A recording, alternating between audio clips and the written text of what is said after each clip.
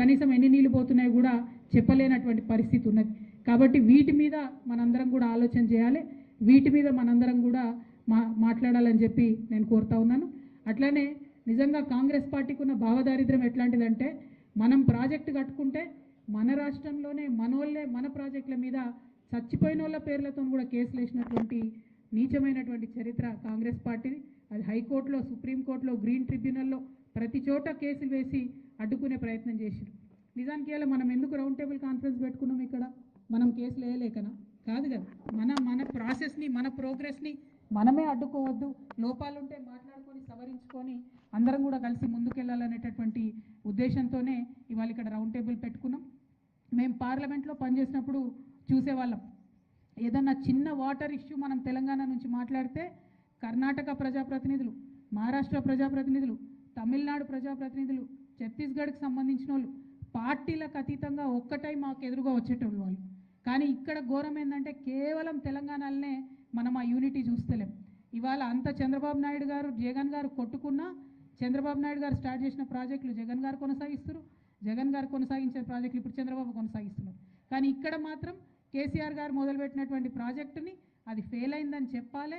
3 జిల్లాల 8 లక్షల ఎకరాలు పోయినసారి సంవత్సరంలో ఎండబెట్టిండ్రు. మరి ఇది నిజంగా కూడా రాజకీయం కాదు, ఇది ఇంత నీచమైనటువంటి రాజకీయం ఉండొద్దు.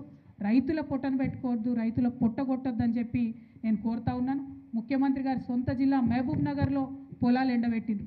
ఇరిగేషన్ శాఖ మంత్రి ఉంటారు నల్గొండలో, మనం కాకతీయ కెనాల్ చివరి వరకు తీసుకెళ్ళి నల్గొండ దాకా నీళ్ళు ఇచ్చినాం, అది ఎండబెట్టిండ్రు.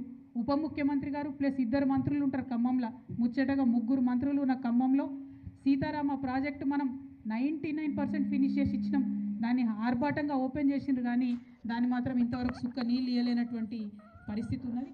సో ఈ అంశాలను దయచేసి మనం ఆలోచన చేసుకోవాలి.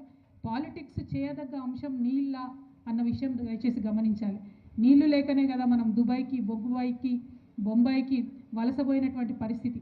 దయచేసి ఇప్పుడున్నటువంటి రాజకీయ నాయకత్వం నీటి విషయంలో రాజకీయాలు మాట్లాడడం మానేసి నిజాలు చెప్పి ప్రజల పక్షాన నిలబడి పనిచేయాలని చెప్పి నేను కోరుతా ఉన్నాను. మరి మేడిగడ్డ ప్రాజెక్టు మీద అనేకమైనటువంటి విమర్శలు చేసిండ్రు, కానీ మొన్న వానాకాలం 12 లక్షల క్యూసెక్ల వరద వస్తే కాంగ్రెస్ పార్టీ బురద రాజకీయానికి, గోదావరి వరదను కూడా తట్టుకొని ఇవాళ మేడిగడ్డ బ్యారేజు ఒక మేరు నగదీరుడిలాగా నిలబడ్డదంటే నిజంగా అది తెలంగాణ ప్రజలందరూ కూడా తరతరాలుగా నిలబడేటటువంటి ఆస్తి అన్న విషయం మనం గమనించుకోవాలి. అట్లానే గవర్నమెంట్ని నేను డిమాండ్ చేస్తూ ఉన్నాను, కేసీఆర్ గారు ఆల్రెడీ పూర్తి చేసినటువంటి ప్రధాన ప్రాజెక్టులు కాళేశ్వరం కావచ్చు, చాలా మటుకు పనులు పూర్తయిపోయినాయి, పాలమూరు రంగారెడ్డి కావచ్చు, సీతారామ కావచ్చు, వీటన్నిటినీ ఇంకా చిన్న చిన్న పనులు మిగిలినాయి, అవి ఫినిష్ చేస్తే దాదాపు 35 లక్షల ఎకరాలకు నీళ్ళు వచ్చేటటువంటి పరిస్థితి ఉంటుంది. కాబట్టి ఆ తెలంగాణ సోయితో పరిపాలన చేయాలని చెప్పి నేను డిమాండ్ చేస్తూ ఉన్నాను. రాష్ట్రాల రాజకీయాలకు అతీతంగా రాష్ట్ర ప్రయోజనాలను కాపాడాలని చెప్పి కూడా ప్రభుత్వాన్ని నేను కోరుతా ఉన్నాను. ఇప్పుడు ప్రదర్శించాల్సింది రాజకీయ చతురత కాదు, సిల్లీ పాలిటిక్స్ కాదు. ఇప్పుడు ప్రదర్శించాల్సింది ఒక స్టేట్స్మెన్షిప్.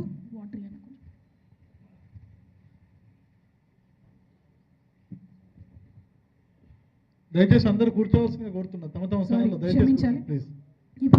ఇప్పుడు నిజంగా కూడా ప్రదర్శించాల్సింది ఒక రాజనీతజ్ఞత అని చెప్పి నేను రిక్వెస్ట్ చేస్తూ ఉన్నాను.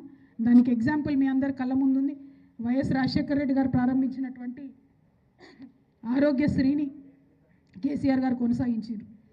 కాంగ్రెస్ పార్టీ ప్రారంభించినటువంటి మహాత్మా గాంధీ నరేగా పథకాన్ని బీజేపీ కొనసాగిస్తుంది.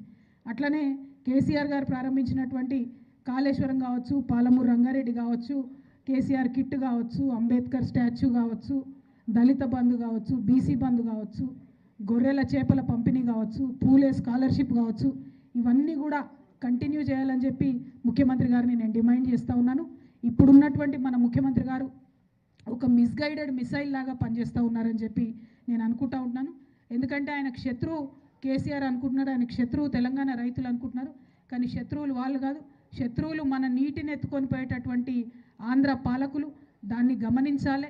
ఎందుకు ఈ మాట పర్టికులర్గా చెప్తున్నామంటే, ఆంధ్రప్రదేశ్ పుట్టినప్పటి నుంచి ఆంధ్రప్రదేశ్ చీఫ్ సెక్రటరీ హోదాలో పనిచేసినటువంటి ఆదిత్యనాథ్ దాస్ గారిని తీసుకొచ్చి ఇక్కడ ఇరిగేషన్ అడ్వైజర్గా పెట్టుకున్నారు. మరి ఆయన మన రాష్ట్రం కోసం ఎందుకు పనిచేస్తాడు? ఆయన పక్క రాష్ట్రం కోసమే పనిచేస్తాడు. ఆయన మంచి ఆఫీసర్ కావచ్చు, కానీ మన ఆఫీసర్ కాదు. కాబట్టి ముఖ్యమంత్రి గారిని మేము డిమాండ్ చేస్తూ ఉన్నాము, ఖచ్చితంగా ఆదిత్యనాథ్ దాస్ గారిని బాధ్యతల నుంచి తప్పించాలి. కృష్ణ ట్రిబ్యునల్లో కావచ్చు, దేంట్లో కావచ్చు, తెలంగాణ పక్షాన వాదనలు వినిపించడానికి మన తెలంగాణ ఆఫీసర్లు చాలామంది ఉన్నారు. వారిని ముందన పెట్టి తెలంగాణ సోయితో పరిపాలించి రాష్ట్ర ప్రజలకు, రైతులకు నీళ్ళు ఇచ్చే విధంగా ప్రయత్నం చేయాలని చెప్పి ముఖ్యమంత్రి గారిని మేము డిమాండ్ చేస్తూ